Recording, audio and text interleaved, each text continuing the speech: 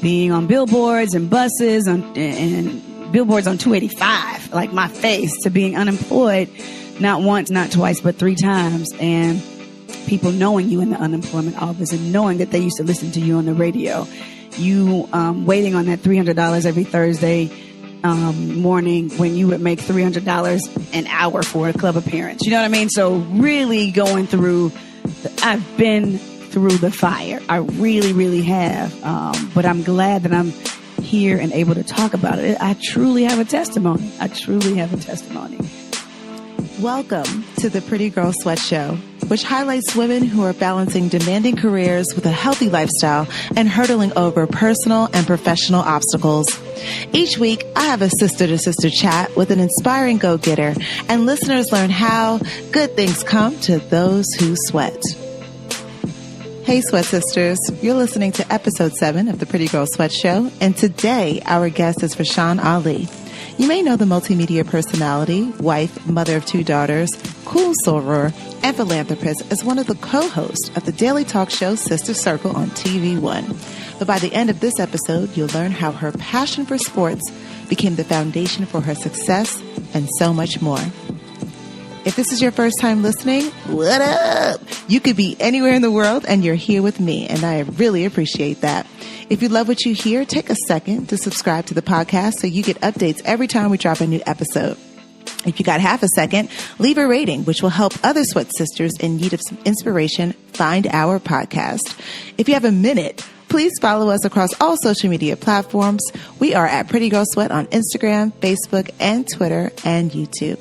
Use the hashtag PrettyGirlSweat when sharing this episode. And if you have 5 minutes, please leave a review and let us know how we're doing.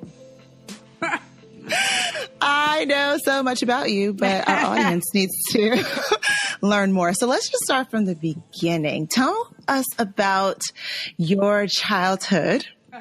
Wow. Okay. So my childhood was great. I mean, looking back on those times, I grew up in a traditional 2-parent home.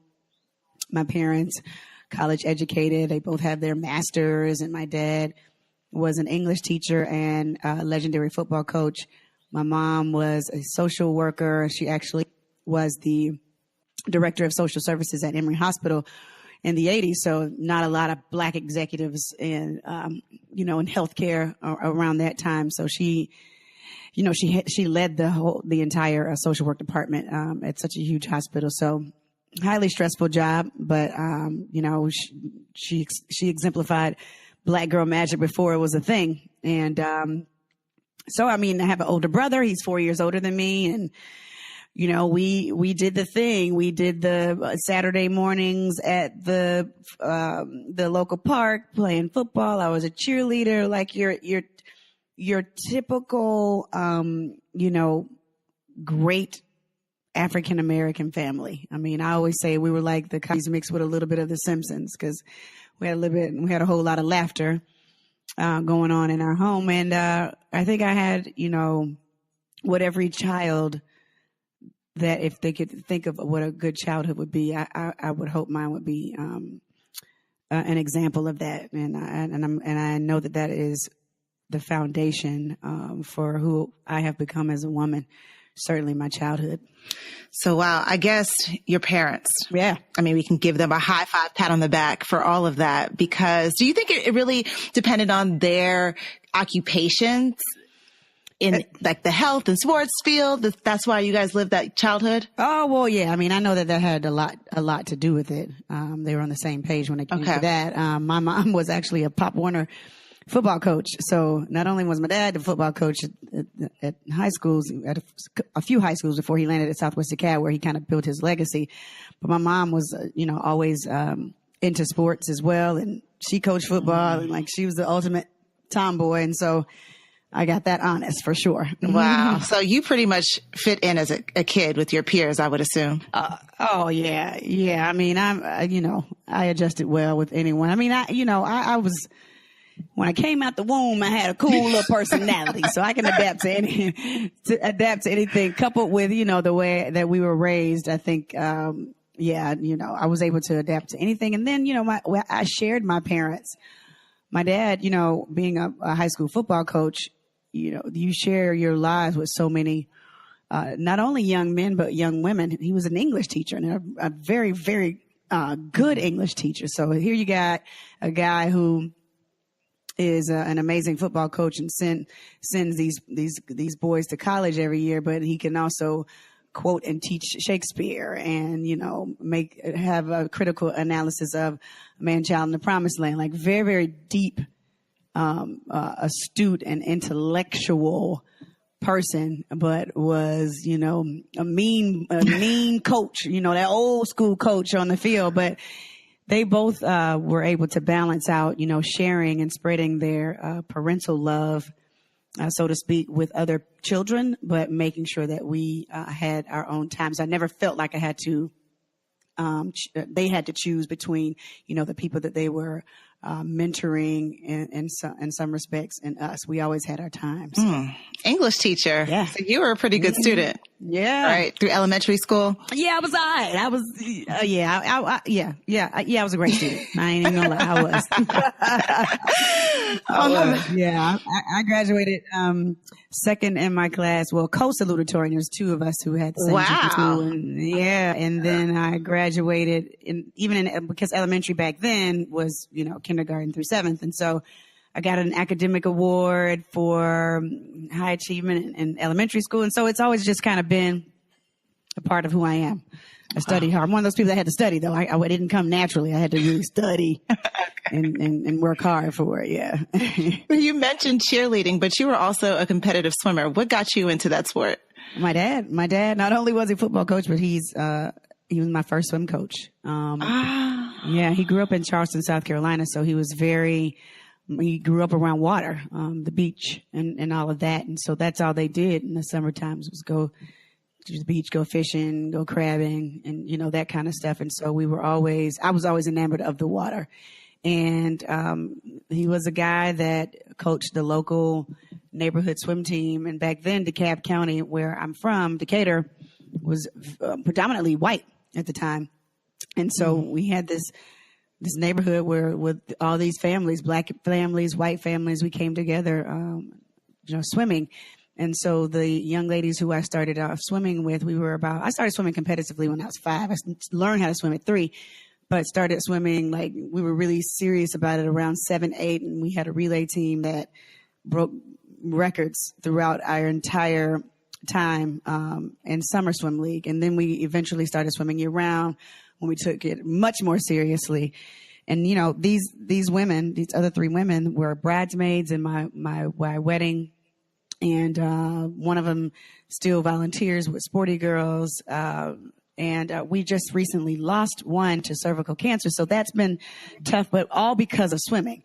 That was the sport that brought us all together. And which is the reason why I started my nonprofit, Sporty Girls, because I wanted to not only afford girls the exposure to swimming, soccer, tennis, golf, and lacrosse, but my most important goal was that the friendships and the bonds that you develop through sport, they're lifelong. And I've seen that in some of the programming that we've been able to offer in and around the Metro Atlanta area. It goes back to my dad introducing me to swimming at a young age.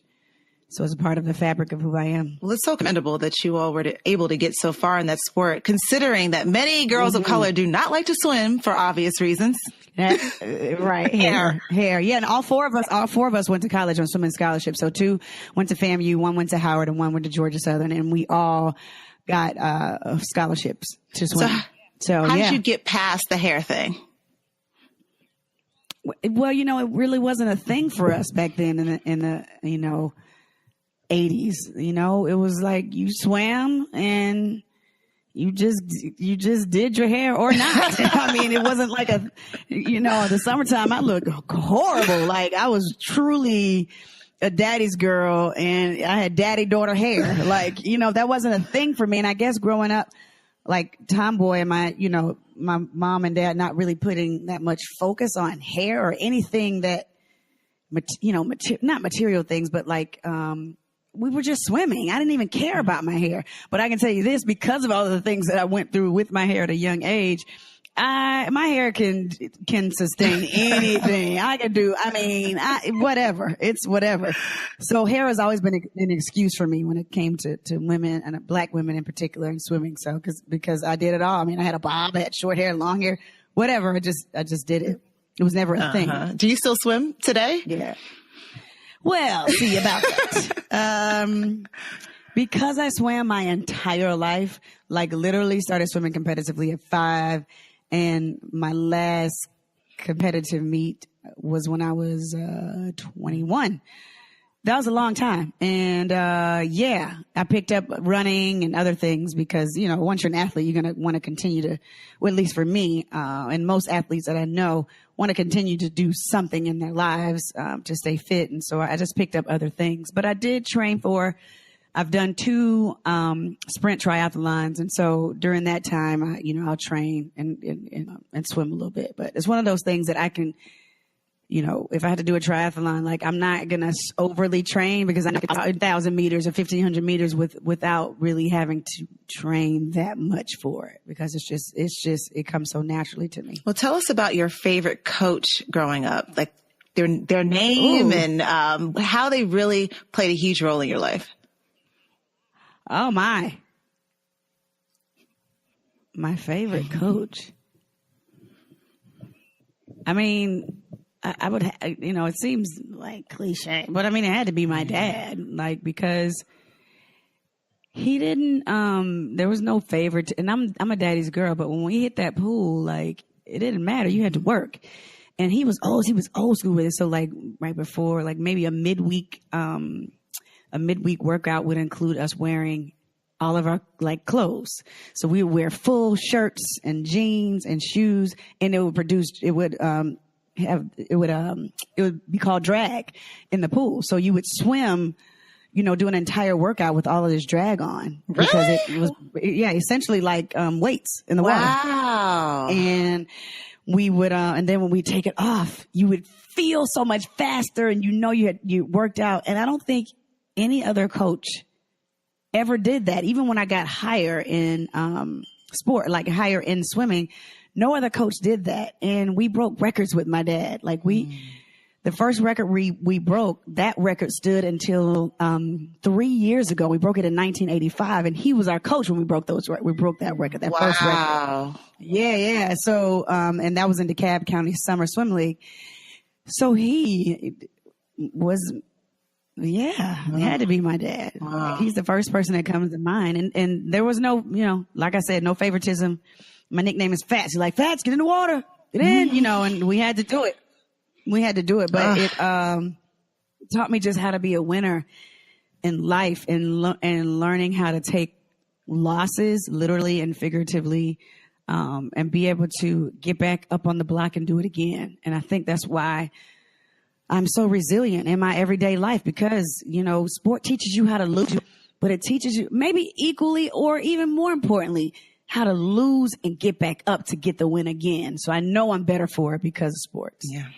When did you make the decision to go to FAMU? So my brother went to Tennessee State, and my brother and I are extremely close. And so I visited Tennessee State when I was, I visited all the time because he played football there.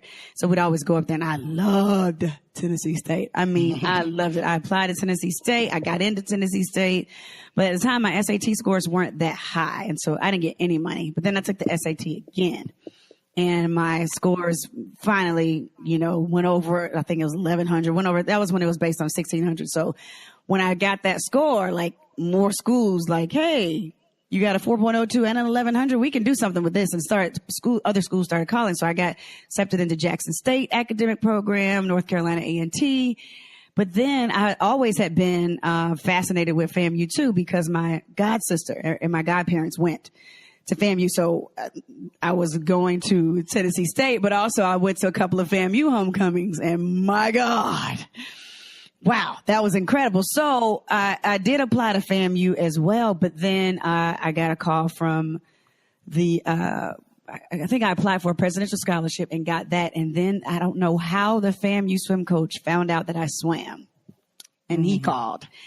And then you get this academic money. I got a journalism scholarship, and then I got a swimming scholarship. So not only did I get a full ride, but I got extra money for 4, every semester I got extra money for 4, the refund check was amazing back then. And so, it wasn't even my plan to swim. I thought I was just going to be finished with it, even though I was really good. It wasn't one of those things I was like, yeah, I'm going to go to college to swim. I think I had gotten burnt out because, when you start a sport so young, and you do it year round for so long, you can become burnt out. And so, I had gotten to that place, but when they came with that money, I was like, well, I guess I could muster up 4 more years. And I'm really glad that I did. It was an amazing experience. Wow. Well, you walked on that campus as a freshman. What did you hope to get out of college after the day you graduated? Ooh. Well, because my parents met in college, I was like, well, I hope I meet my husband. I hope I become an AKA, but I think I was just allowing myself to experience whatever college was like. And, because both of my parents went to Delaware State, which, was an HBCU, like they always preached HBCUs to us because it was, they were just so for it. And so I just know I wanted to have a good time. My brother was already at Tennessee State, so I was able to have some type of experience when he came home and hung out with his friends. And I always kind of hung out with older people because he was older, and I was always around the high school because my dad coached there. So I always kind of not skewed older, but had a lot of older friends. So I was ready for whatever college had to offer, and I tried to do every single thing I could. But being a student athlete takes an entirely different type of discipline than a regular student. I just truly believe that because I lived it. I mean, I swam from August, and our championship meet was in February, and we got out of school in March. So I really didn't kick it like most college students. But that last month, that February to March, I got it all the way in. Yes, I did. So I really don't know if I had a particular goal as to what I wanted to do prior to, as a freshman and then graduating. I just know I wanted to experience as much as I could because I knew, as my parents had told me, that this would be the best time of your life. And you don't really get it until you get it. And when I got it, it was, in retrospect, the most exciting time in my entire life. So exciting. I love it. Wow. Well, how did dating impact your collegiate and professional journey? Because I know sometimes that could get in the way or help. Oh, yeah. Well, so I didn't meet, an amazing young man. We dated all 4 years at FAM. But he was the president of the Kappas, and he had done all his little stuff. So by the time I got there, little cute freshman with a bob, with saggy, Guess jeans on and looking like T-Bobs from TLC, Atlanta girls were lit. They was, woo, Atlanta. So he locked me down early. And, he had already done his, had his fun. So I spent 3.5 years very tied down to my military boyfriend because he had graduated and all of that. And he was, a commissioned officer and all that stuff. So I really thought I was going to be a military wife, but it was that senior year when I was like, man, I got to live a little. And did I? Did, but I was still committed, quote unquote. And, after that year, I got back home to Atlanta and I was like, yeah, about that life I didn't spend at Tallahassee. I sure did live it up in the ATL for a little bit. But I ended up marrying an amazing young man from FAMU. And he and I, Brian, my husband of almost 16 years now, we kissed when we were freshmen. And I ended up, like I said, dating a very nice young man, Cedric, for 4 years. Mm-hmm. And he had his girlfriends and all their stuff, but we always were very cool. And we reconnected when we both graduated and moved back to Atlanta. So dating was fun, but I'm glad that God protected me from protecting me from kind of just being too free because he knows his child. Yeah. And I don't know who that Rashan would have manifested into being when I was at FAMU. And I'm being very honest with that. I don't know who I would have been because nobody was around. I just don't know. you just never know. So I'm really glad that I was in that relationship. And I'm also very glad that Brian and I got engaged before I was full throttle into radio. I'm very thankful for that because you can't, I mean, you just, I don't know. I'm not saying anything bad about myself, but God knows the things that needed to be in order before I was able to get everything that he was ready to give me. All right. Well, this is a great transition. So let's talk about your first job and what you did specifically to get your foot in the door. So my journey is very, it's so many twists and turns, I think, like all of us. So I really wanted to go to film school. And I got into American University. This is right after FAMU. Went up to D.C. and visited the school. And I was like, oh, my God, I'm so in love. I'm going to move to D.C. I'm going to get my Master of Arts. This is great. I really wanted to be the Ava DuVernays of the world. I was a director. Like even the line that I brought in as a member of Alpha Kappa Alpha Sorority Incorporated, they gave me a director's chair. I was their assistant dean, and it was, I had a director's chair, big sister tight to death, and, just all of these things. Everybody knew that was my dream, but my mother told me no for no apparent reason. Both my brother and I went to college for absolutely free. I don't know if she thought that I was like chasing after my then boyfriend who lived in DC. I really wasn't. I was trying to get my master's to become a filmmaker. And so I really did not have a plan B, C, D, E, F because I really, really wanted to go to grad school. I wasn't even ready to like be in the world like that. I wasn't ready because I graduated in 4 years. In retrospect, I think I did everything at FAMU. I feel like there was a lot missing because I did everything in 4 years. So my first job was through a family hookup at the Atlanta Board of Education in the accounts payable department. And here I am, having this degree, and now I'm working, and people think, because I still look young, that I'm a student, that I'm an intern, and I'm in this asbestos filled like building, like, wow, these lofty dreams that I have, like, and I'm here. And that could have easily broken me, but that wasn't my, I did that, and then I worked at Camelot Music. That was in South DeKalb Mall. I worked in another music store in Greenbrier Mall. I'm just trying to figure this life thing out. And I also worked Countdown to Signing Day. So I did so much before I got my opportunity in radio. And so that happened because everything leads up, and it's a long story, but I'm trying to make it as short as possible. So one of my friends who one of the swim team members, there you go, again, was working at an insurance company, and her boss was talking to the president of Left Eye Productions. And all of us who grew up on TLC know Left Eye from that amazing group. And so she was looking for an assistant, and he was like, and she said, do you know anybody that'd be interested in it, in a job like that? And my friend said, well, my swim team mate and friend is really into like, entertainment. She might want to do that. Literally got the call from Ida Hall, and she was like, hey, she left a message with my parents because I was back living at home. And my dad left a message for me on my bed. That was before cell phones and all that stuff. Well, at least, the readily accessible cell phones. And he's like, hey, Ida Hall from Left Eye Productions called. Left Eye needs a new assistant. And I was like, she burned out houses. I ain't doing that. That's what I said in my head. Because that was during the height of, TLC.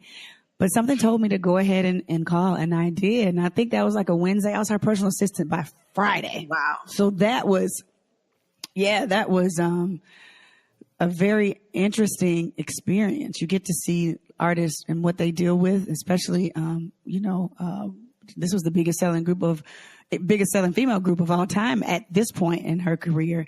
You saw leech folks that leech on, lurkers, all of that stuff. And you also see,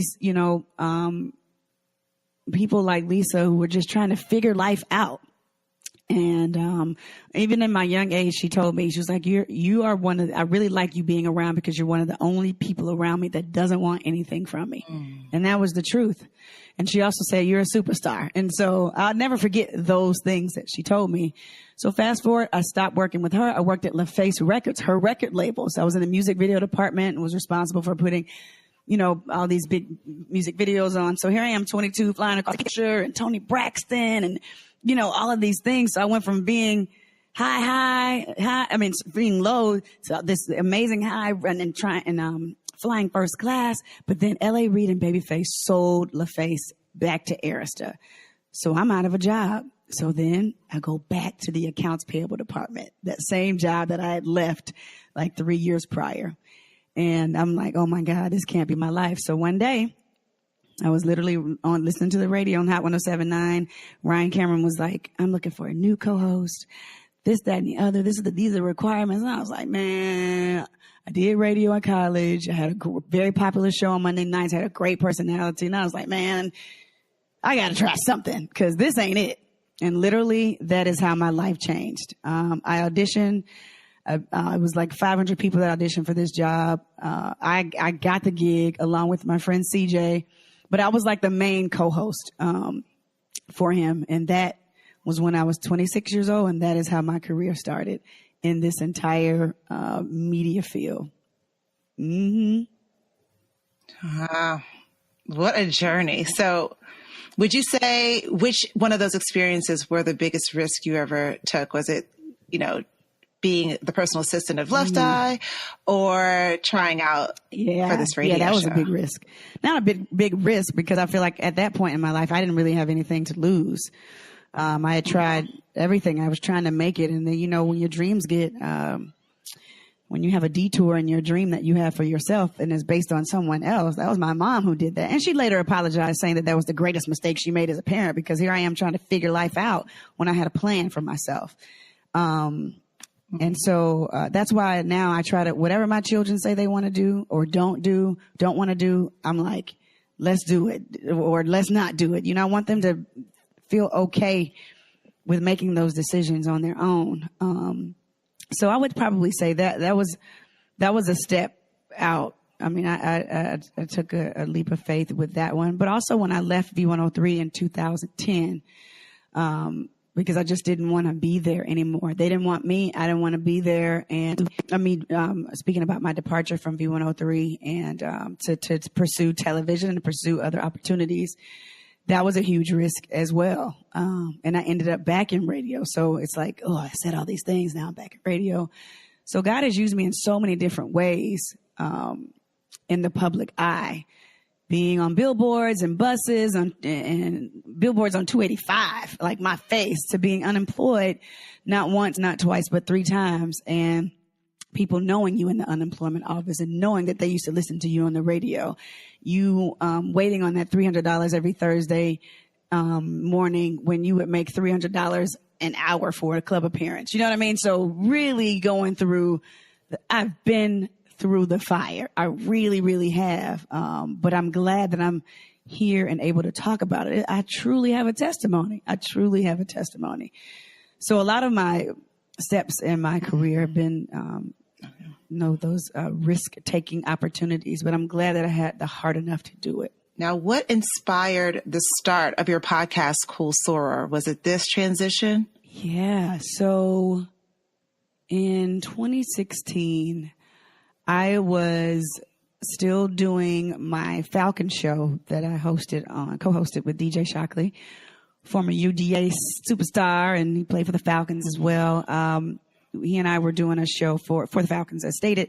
And so it was just once a week, but it was just during football season. So I had a lot of freelance jobs, and then I was just like, man, I need something that's mine because I'm tired of people telling me I was always like the bridesmaid when it came to jobs, like at CNN when I was the sports reporter, sports anchor for the Weekend Express. I was just the freelancer. Like they never hired me on, you know what I mean? And like other opportunities, I was just a freelancer. At MATV, I was just a freelancer. There was no black women on their broadcast staff, but they never hired me. You know what I mean? And so I was looking back and like, man, I need something that's mine. And my business partner, AJ, we had done like a webinar called The Sidekick when I was to break into the radio business, but that was kind of like a one-off at the time. And I was like, I just need mine. And I remember I was on East-West Connector and I felt God, the God in me and the external God say, everything that you need to go to the next level, I've already given you. And I'm like, what does that look like? And so even months or maybe a year went by and I still hadn't figured that out. So I'll just remember a lot of these moments. They're so vivid. I was walking up to a party at Topgolf. I had on some Uggs, some camouflage pants, Never Sold Dope sweatshirt. Shout out to Keenan Johnson, the Maven brand. And my hair was laid and I had my Louis backpack. And I talked to myself. I was like, man, I'm such a cool soror. And I was like, oh, cool soror. I was like, that's cool. So I literally walked into Topgolf. I don't even know if I went directly to where the party was taking place, but I reserved everything. Twitter, Facebook, Instagram, the website. I reserved everything that I could because I knew if I was thinking about something like that, as soon as you start thinking about something and then you get to it too late, you're like, dang, I should have done it then. And at that point, it was just a t-shirt idea. Because I was like, ooh, if I did a t-shirt idea, I don't really have to talk to anyone's national headquarters because I'm not using the logo. I'm not using their symbol or anything like that. It'll just be, I'll get Cool Soror trademark, which I did. Yay. Then, I could just use the colors. And I told AJ and he was like, yeah, that's cool. And then literally 2 weeks later, he called and he was like, that I've been telling you and trying to push you to do a podcast. What if you did a podcast where you interview women from all sororities about their lives? And I was like, oh, that's right. Cause I do know how to interview. I know how to do radio. So I literally taught myself how to do a podcast. I went on YouTube and I researched how to record on GarageBand because I didn't want to buy any other program. I didn't have the money. So I was like, I got to teach myself on what I have. So I have GarageBand. I had a Mac. And so I taught myself how to do, how to record a podcast. And my AJ got me some microphones. We got some mic stands and we've been rolling ever since. 600,000 downloads later. Here we are. Oh, yeah. I love that story. Oh, I love it so much. Okay. So you also, before then, you actually launched your nonprofit organization, which you kind of mentioned earlier. Mm-hmm. So obviously we know what the push was. I mean, you grew up in a family of sports and you wanted to introduce this to other girls, but really let's talk about like when you started it to now and how you've seen the organization grow. Wow. So in 2006, that's when the seed was planted and we started real programming around late 2007, 2008. Once we got all our paperwork together and everything like that. And in the beginning, we were basing our program off of the grants that we could receive. Big no-no for nonprofits if you want to stay the course of what your vision is for your nonprofit. So we got money from the Women's Sports Foundation. We teamed up with the Boys and Girls Club, the Joseph Whitehead Boys and Girls Club, the Villagers of Carver YMCA. And while that programming was good, it really wasn't what I wanted. And that was before I had children, or Bailey was, I don't remember. But Bailey was really young. So we were there like twice a week. It was just a lot of time being put in, and not that these girls didn't deserve that time, but that was not the vision.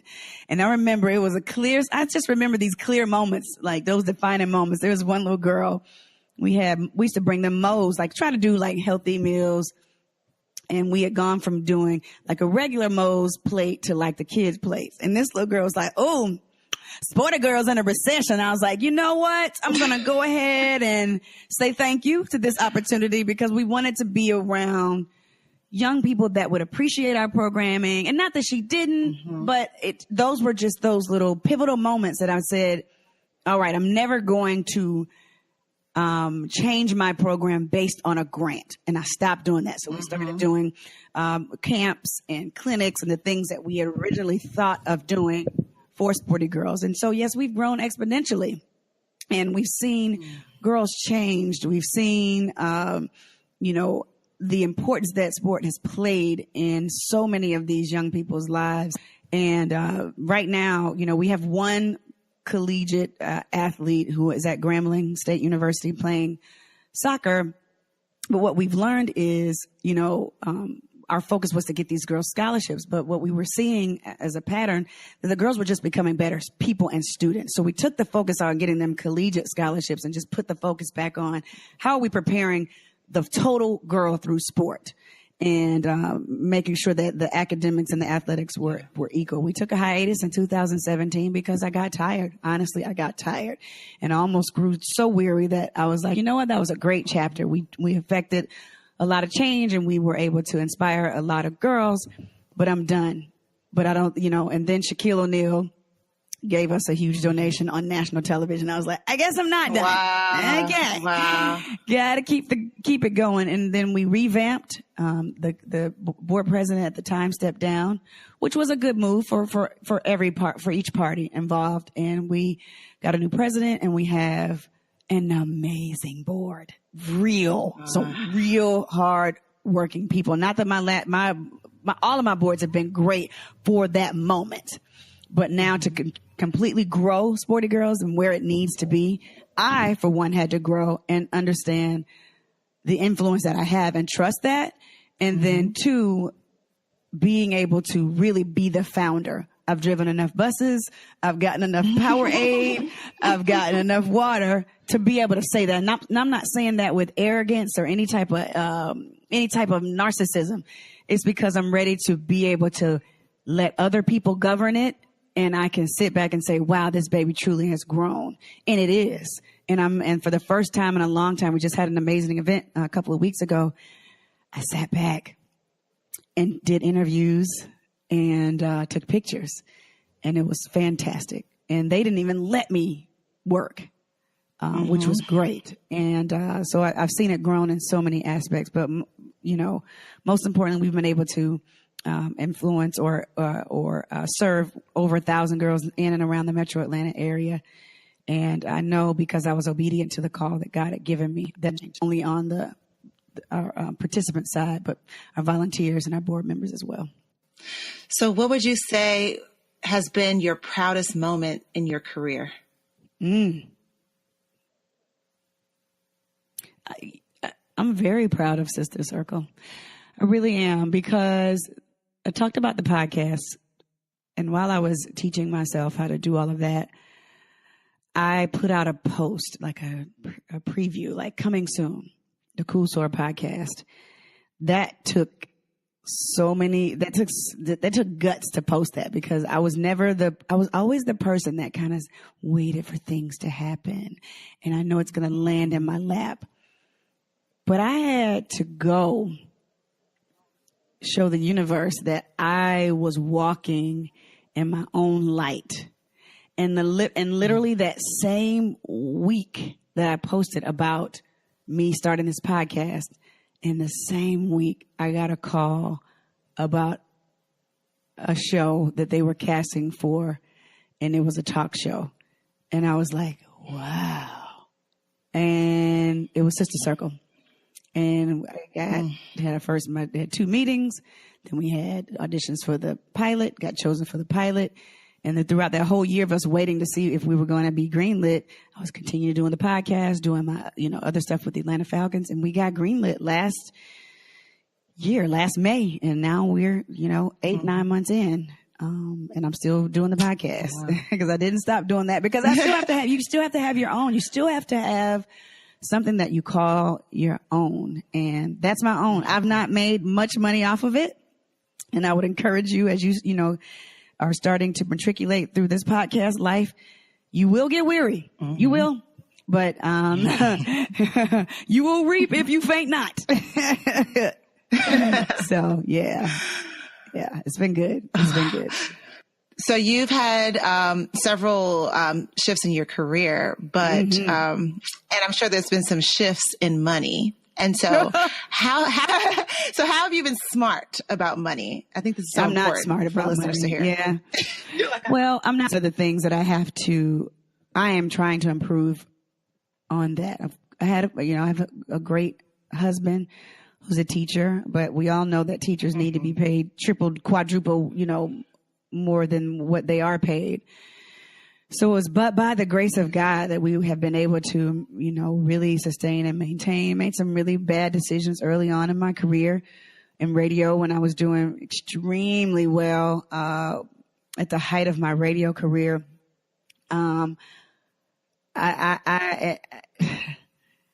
the height of my radio career and you don't really plan on getting fired, then you have a child in private school and then you dip into your 401k, which was substantially large, and now you don't have anything to show for it. So, you know, while I want to encourage your listeners, I also want them to be mindful of those types of decisions that you make early on that could be so detrimental to your sustainability and your future when it comes to money. So I'm rebounding. Honestly, this whole year has been about rebounding because you go from literally just trying to make your 1 day a week on a TV show that's seasonal work for your family to now, you know, I'm doing okay, but I'm coming out of a hole too, you know, coming out of a hole. So I'm starting to breathe a little bit. But we still got some hills to climb. Yeah, but I do see the bright side. I do see the bright side.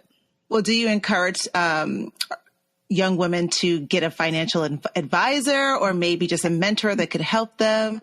Yes, I do. And I wish I would have done that early when I was thinking about it. And then you also have to have a spouse who is willing to be open to go see a financial advisor. Okay.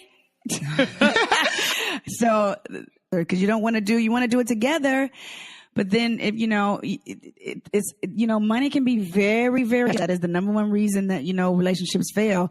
Not to say that ours is failing, but it's always just touchy when it comes to money, because I've wanted a financial advisor for years and I know that will be the perfect thing for us, but I don't want to go, obviously not behind his back, but I'm like, hey, what about that finance? I revisit this conversation all the time, but for the sake of my children and then for the sake of trying to come up out of this hole, I'm just going to probably have to just go it alone and say, hey, this is what she said and we got to do this. Yeah. So So know what you're getting into and know what people are comfortable with early on in your relationship. Not that it's too late, but I don't want it to become, so bad that we can't pull ourselves out. That's just being honest. Yeah. Exactly. You just have to show that bank statement. You'll show the bank statement after you do all the work and say, hey, I was working on this and look at the results. Look what happened. Right. Yeah. Exactly. Yeah. So that's a work in progress. Well, we'll be praying for you on that one. Thank you, sister. I know. Thank you. Because if anybody knows, I know how it is to deal with a husband. Okay. All right. Well, we're going to do some rapid fire questions that are very health and fitness related. Let's start off with just how you're able to manage being a mom of two beautiful girls, a TV host, a wife, all of these things. Do you have any particular apps or tools that you use to manage it all? Wow. Yeah. The Nike training app is really good for, quick workouts, especially if I don't want to go to the gym. Shout out to Total Fitness Revolution. That's my gym. It's right up the street. But if I don't want to, or if I'm at the station, there's a gym there. A Nike training app is really good for me for workouts. I live by my Google Calendar. It helps me out tremendously as far as trying to just stay organized. I'm trying to think of other technology and other things that I use on a day-to-day basis. But yeah, I would say the Nike training app, and then my calendar keeps me sane. Okay. What have been some of your favorite books? Ooh, right now I am reading Conversations with God by Neil Walsh. Also Daring Greatly by Dr. Brene Brown. Talks about really, really utilizing your vulnerability for your own good. And, I've just been on a real different type of spiritual journey lately.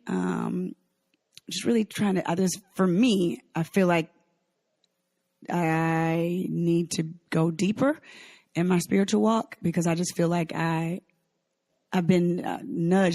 Something is nudging me to go deeper and have a true understanding of self and soul and light and love and what all of that means in my world.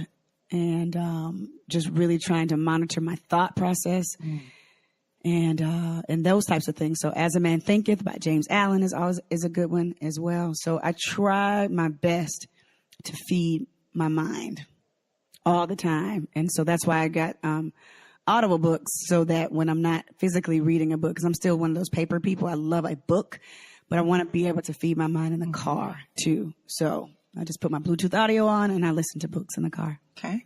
So what are some small things you do each and every day that make you happy? Oh, man. Meditation for sure. Just having quiet time and then professing things in my meditation as I want to see them play out in my life. That makes me happy. Obviously my children make me happy in their smiles. But for me personally, I do love self-time. I love quiet. I love my backyard because it's just greenery and sunlight. I love my self-time. I really, really do. Yeah. So it's the end of the day and you're like, man, that was a good day. What does a successful day look like for you from beginning to end? When I'm able to accomplish my to-do list, that looks like a good day. Or when I love being with friends. I do love spending time with my friends. But like on a day-to-day basis, when I'm able to have accomplished the things that I set out to do for that day. And as a creative, like I have to like really stay focused on trying to get things done that I want to get done. Like today is going to be a great day. I'm already home and I'm glad that we're doing this podcast because now I can really do some Rashan stuff that I've been meaning to do for quite some time. So yeah. So when I can accomplish that, I'm good to go. Okay. How many times do you work out each week? I try to get in 4 times a week. I've been averaging less than that. But 4 times a week is appropriate for me. And your favorite workouts? Oh, spin.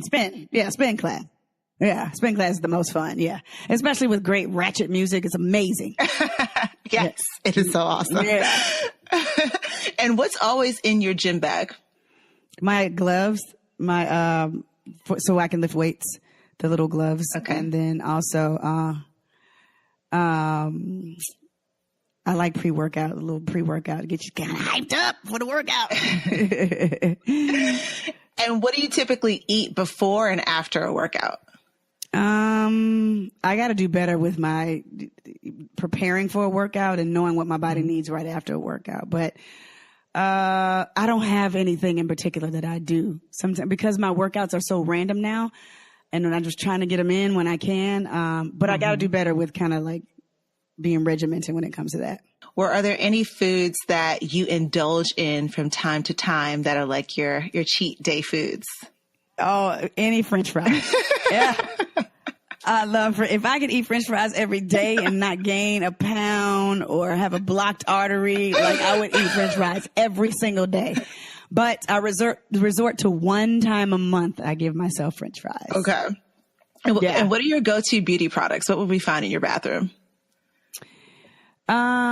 Right now I am doing, Tiara Goes Green. She's on Instagram. She has a moisturizer for your face that's really, really nice. I think it's called Face Flavors. Yeah, but I love that. And I go to the beauty supply store to get this $1.59 gloss by J. Carr. It's called, and it's $1.27 is what I use. It is nude. And I keep one in almost every bag that I have because I never want to be without it. It's $1.59. I love it. Oh, wow. Like that tip. I'm going to have to go find that. Yeah, okay. Yes. Which deodorant is a must for you? So, because I'm, really cognizant of like paraben, all that stuff, parabens and all that kind of stuff. I use Crystal Essence spray. It's like doesn't have any of that stuff in it. But because I'm on TV now, TV sweat is a little different. I'll put on sometimes I'm gonna need some of that antiperspirant. It's a little different, but I think it's Crystal Essence if I'm not mistaken. And then I'll put on some Secret. Probably on the TV days when it's like, don't even try it with the natural stuff. Yeah. Mm-hmm. And what do the words pretty girl sweat mean to you? It means no matter what, get out there and break a sweat. Get out there and break a sweat. You have to. You have to. It's a way of life. But get out there and work hard, no matter what's going on, because you gotta push through. You gotta push through. Well, what's next for you? Ooh, next for me. I want to have global impact, whatever that looks like. Whether it's, I don't know specifically what it looks like, but I know I want Rashan Ali to be known not only just in Atlanta or, in some national aspect, but global impact, meaning how can you have an impact on this entire world? I just don't want to be the cool chick who's from Decatur, Georgia, represents it. I've done that. I'm ready to do more. Someone is depending on your obedience to your purpose. Please explain this. Our journeys have less to do with us and more to do with other people witnessing it. People are going to look, or people are watching you, no matter if you think they are or not. And they're also seeing how you respond to certain situations.